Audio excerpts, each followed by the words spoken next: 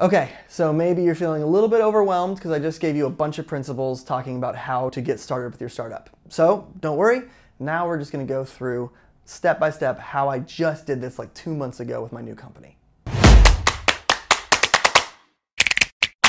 Hey guys, my name is Blake, and just in my last video, I went through kind of how to build up an overview of your startup, which is, I think, the first step you need to take when you're actually starting a new business. And so what I want to do now is show an example of how I literally just did this starting my most recent new company, Boilerplate. So here we go. All right, so as we saw before, we're going to draw on your paper, cut it into thirds, and then we're going to do one down the middle, and then we cut each of these two lower ones into quadrants. So first off, I like to start with this question of like, what is the story here, right? So with the story, the Boilerplate story was great because it was coming from my own personal experience, which is that when we were raising money on my last startup, what I ended up doing was I got turned down because for $1.5 million of venture capital money. I got turned down because of administrative costs.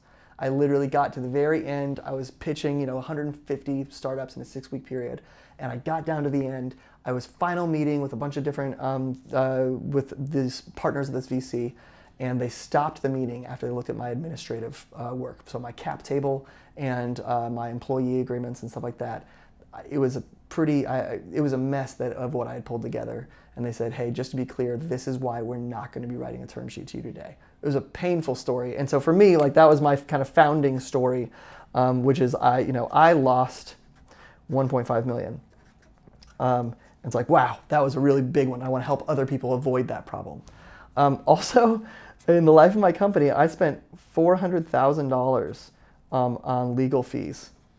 And of that, that's based on, I only raised $4 million in venture capital. So I spent 10% of my venture capital on legal costs, and that just feels kind of crazy, right? And then the final one is at the exit. When we sold our company, most of the people who were early investors, they made $0. But the people who were the later investors, they made, a decent amount of money. It was like, not a huge amount, but they made, a multiple. So if you look at that, I'm like, man, that was really frustrating because the people that I loved the most, because of the paperwork issue, ended up not making as much money because I didn't know the legal and the financial setup of a startup that mattered a lot. So then I'm like, okay, well, let's take this problem that was personal for me, and let's actually make it feel measurable in some way, shape, or form. So I did a survey with a bunch of, I think I did 10 different startup founders, and what I found was on average, people are spending about 10% of the money they raise on legal. And when you only raise $100,000 from angel investors, to spend 10% of it on legal costs, especially when it's all, for the most part, just kind of like boilerplate documents, it's like fill in the blank stuff, this feels like a really bad waste of time.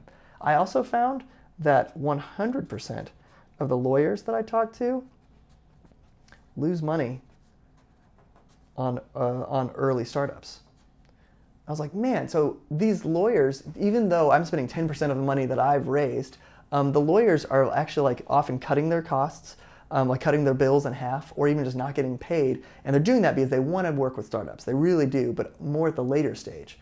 So there's this problem where, essentially the startup feels like they're paying a ton, and the lawyer feels like they're not getting paid at all. And that's a problem for both people in here. And so now it's starting to feel like, okay, there's a problem here that could be solved. So entering now the solution, right? And so my solution formula was, we are the simplest legal and financial software for early stage startups, right? It's clear, it's simple was the modifier that I was going for. Legal and financial software is the what, and who's it for? It's for early stage startups. It's like, great, that really helps narrow it down a lot. And so the promise that I kind of said was like, I want to say, I'm not going to need a lot of legal costs until post-Series A, because that's when things start getting a lot more complicated. Those big rounds of funding, you need a lawyer for those, but not when you're early on. So then the question is like, why now, right? Why is now the right time? Well, one is that our biggest kind of competitor in the market is a company called Carta, and they're going upstream. And so because they're going upstream, they're trying to go after bigger and bigger companies. That means they're going to be leaving those early stage companies, like the ones that I'm trying to sell to, they're leaving them behind. And so it's like, wow, there's a little bit of a gap here, right? Another why now is that every high school in America now has to offer entrepreneurship, which means there's gonna be more and more companies that are being formed. And so this is gonna be a growing area. Finally is, from a COVID-19 standpoint, people need to conserve money. And so spending money on legal that doesn't actually help you find product market fit, doesn't help you advance your business, is becoming really costly. So if I can save startups money during this period, that's gonna be a big deal. So next up was, okay, market size. How do we size this out? I went on to Google and I literally just went into, okay, how big could this get? We said, okay, there are 627,000 new companies. Of those, 28% take investment. And so from there, we kind of get down to our go-to-market is the 175,000 new companies who take on investment. It's like, great, that's who we're going after, right? And then the question is like, long-term, what could we become? It's like, well, I mean, we can just keep on following up market, maybe even pursue the exact same direction that Carta went. And it's like, man, Carta is doing $55 million a year in revenue. Wow, that seems like a pretty big opportunity. Okay, so next up, okay, what's the product? What really matters? And for this, I also talked with some potential customers, talked to 10 startups, and kind of listed out a bunch of different features that we were talking about. And we kind of found that one of the ones that really matters is some sort of document builder, which is the early formation documents, like becoming a Delaware C Corp, and then employee agreements, stock agreements, like the option agreements, IP assignment, all of those kind of big documents, that needs to be in there because that's a lot of the cost that we were talking about, that people talked about. And then 2 is you need to have what we called it a 10-minute fundraising portal, which is, again, going back to my story, instead of bringing up a crusty folder with a bunch of haphazard documents thrown together, if we had a nice portal, a data room that kind of showed everything really clean, that'd be really valuable. And said, okay, those 2 would be the most important. And I think we had listed out 5 potential, and I asked the 10 people that we talked with to just force rank which ones were most important, and they ranked those 2 the most. So that was from a product standpoint. This is giving us literal focus as we're building right now. We're focusing on those 2 things. Okay, next up, team. Who am I? Who could I work with on this? And so I literally went to, okay, like who do I know? Well, one, I'm a 500 Startups alum, right? And so 500 Startups is an accelerator in Silicon Valley.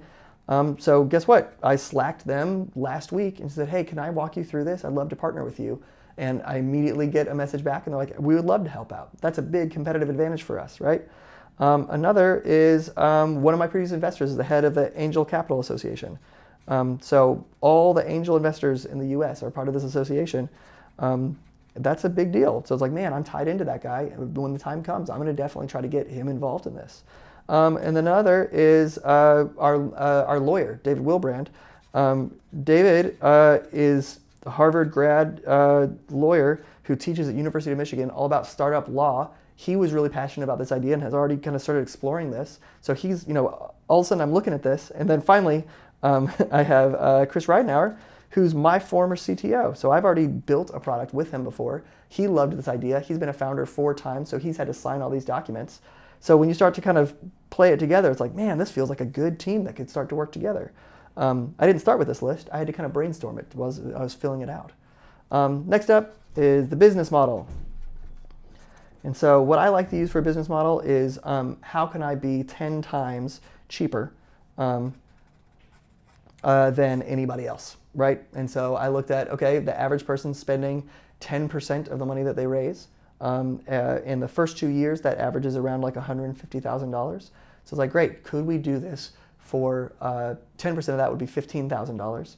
Could we do it for $1,500, right? Is that possible? And that's how I kind of got to around, the $100 to $200 per month SaaS fee. So I'm 10 times cheaper than anybody else in the market.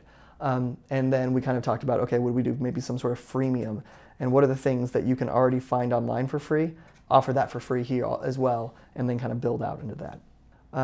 Next up is then we looked at competition. There's a lot of competition in this space.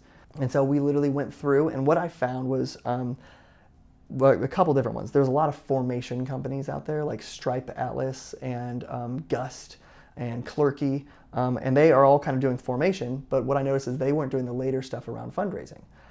Then there's cap table softwares like Carta that are out there, but they're not doing anything on formation. And I noticed that nobody was really tying and partnering in with the lawyer. And that kind of started to feel like our secret sauce, right? Which is that we don't compete with lawyers, we partner with lawyers. I heard some descriptor somewhere around competition that what you do is you list out all of the different, you need to have 3 unique things that any of the competition can have 2 of them, but nobody has those 3 unique things. And so I remember as we were looking for us, our unique things were going to be the fact that we partner with the lawyer, that we're a one-stop shop, and then the fact that we also have a cap table. And those things, that kind of felt like nobody else had those 3 things in competition. The other last part is that we were going to focus on founders outside of Silicon Valley. That was a little bit of a secret that we have, which is that I know how founders outside of Silicon Valley think because I am one of them. Lastly, we talked about what to do next. And so from there, honestly, I reached out to Chris. And I was like, oh yeah, I need to talk with him because that feels like a big deal because I'm not an engineer. So I reached out to Chris, and that was like my #1 thing. And he agreed and joined on and started working with me. The second one was I had a big question about how I was going to how I was going to build the product, and specifically like on here on the solution side, how could I actually do the legal side since I'm not a lawyer? And so then I reached out to a lawyer. And guess what? That was this guy right here. So I reached out to him. And then third, I started acquiring customers. And that's what I'm doing right now.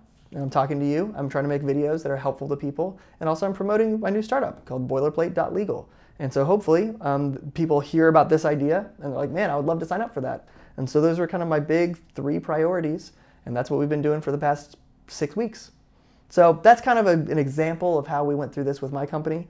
If you have any questions, feel free to comment below or shoot me an email. And if you want to download this framework, just go to allsmith.org. And you can, when you give me your email, I'll email you this framework for you. And look, I realize that this may feel a little intimidating looking through all this different stuff. First off, this took me several days to do. I didn't just sit down in an hour and just bang this thing out, right? Also, I think it's fair to call out that I had a lot of connections that maybe a lot of people don't have their first time through.